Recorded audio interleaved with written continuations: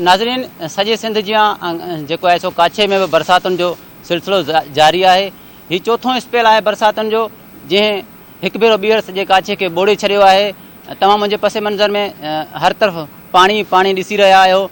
Road रस्ता बंदि आहिनि ऐं काछे वासी आमदोरफ़्त लाइ ॿेड़ियूं इस्तेमालु करे रहिया आहिनि। अचो हिन काछे वासियुनि सां ॻाल्हि ॿोल कयूं त हू कहिड़े ॾुखियाईनि खे मुंहुं ॾेई रहिया आहिनि। हींअर असां वटि को बि रस्तो कोन्हे, झांगरनि खां रस्तो बंदि आहे। हेॾां हीउ जेको रस्तो चीनी जो ई इहो रस्तो बंदि लॻो पियो आहे। हींअर ग़रीब जेके जिन जा ॿार बच्चा बीमार आहिनि, उहे बच्चा तड़पी रहिया आहिनि। उन्हनि वटि को बि खाद खुराक जो सामान कोन्हे।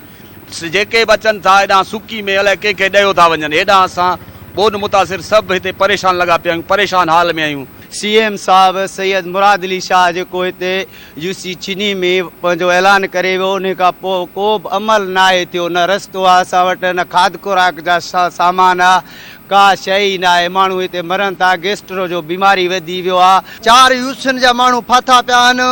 UC चिनी, UC सासण, UC टंडरो, UC सावड़ो, केरु असांजो मालिकी कोन थो करे। न असांजी साले शाह जैलानी MP जो उहो मालिकी करे थो, न रफ़ीक जमाली एमना दादू जो उहो मालिकी करे थो। असां ग़रीब माण्हू बिल्कुलु फाथा पिया आहियूं।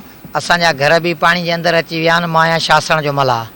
अवी अचे उते ॾिसो 2 महीना थी विया आहिनि बरसाति खे, केर बि उते नथो अचे। को बि अहिड़ो ऑफिसर न आयो आहे, न कोई इदारो आयो आहे, न कोई असांखे वॾेरा आया आहिनि, न के सरदार आया आहिनि। ईअं असीं बेरोज़गार आहियूं। ॿियो महीनो आहे असीं पंहिंजे बचनि जे गुज़र लाइ हिते ॿेड़ियूं कया आहियूं। पर हिते बि सूरत ॿोॾि जे मुतासिर माण्हू आहिनि। को बि 5 रुपया को ॾिए थो, कंहिं वटि न आहे। अल्ताफ़